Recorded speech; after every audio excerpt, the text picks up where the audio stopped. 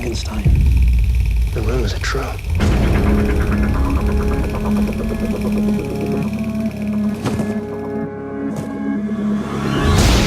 I was given life 200 years ago. Welcome to today's Four Wheels. Four Wheels. So, pal. Welcome to today's Four Reels.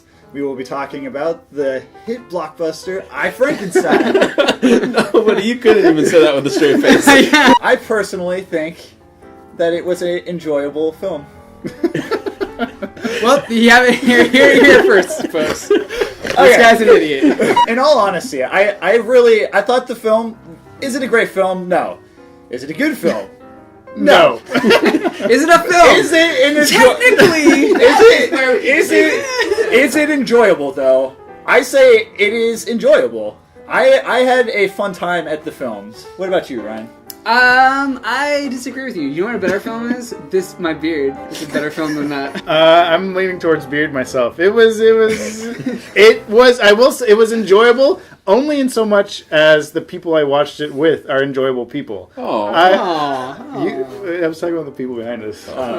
It was a bad film. It's hard for me to say, like, it was enjoyable. The film itself, I don't know if I could call it enjoyable. My experience, maybe.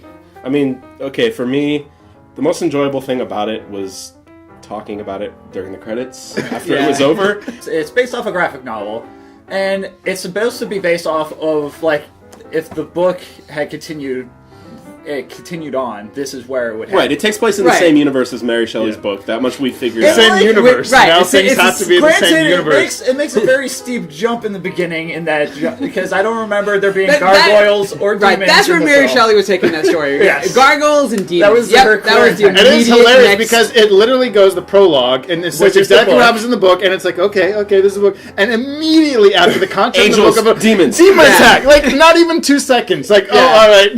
What? That's the thing I do want to point. Visual effects I thought were pretty good. I really enjoyed watching the gargoyles transform back and forth. With their capes. I'll give you the wing thing. I think the visual effects were about on par with probably good-looking video games.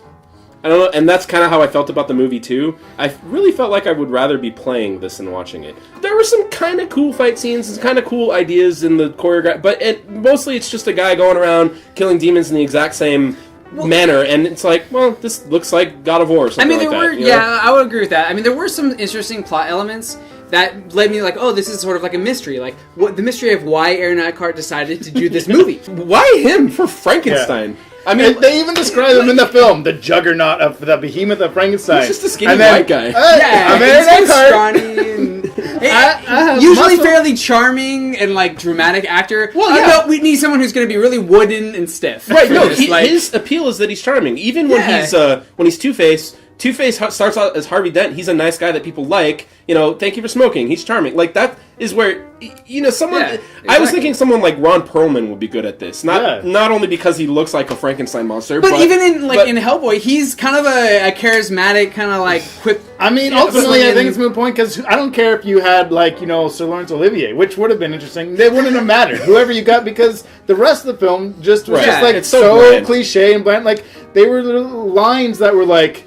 What? I'll see you in hell. I don't know, like, you know, literally lines like that. Like, are you sure you're going with that line? Well, you went with it. All right. I mean, it felt like the same vein as any of the Underworld, which makes sense because it was the same creators. Right, and it's the same. It feels like a cheap, like, Diet Coke Underworld. It's just a dredging up what are some fantasy gothic-looking things that we need for January, February. Because there's always a movie like this that comes out at the beginning of the year. But this film's been, like, in the works for a couple of years now. Well, that's unfortunate. It's been, like, it started off in a kind of development hell, so...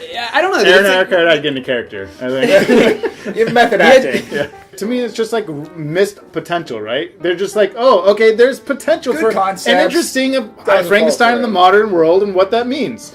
Well, no, it does. It's not really Frankenstein in any way. He's the chosen one. He's the hero for some reason. Talking about Frankenstein in the modern world, I'm not even sure how this world works. Like, when they're having these giant army, like, battles of armies in the streets, what are the humans just asleep? And they specifically mention, like, you can't be fighting people in the open streets, Frankenstein, because the humans will notice you.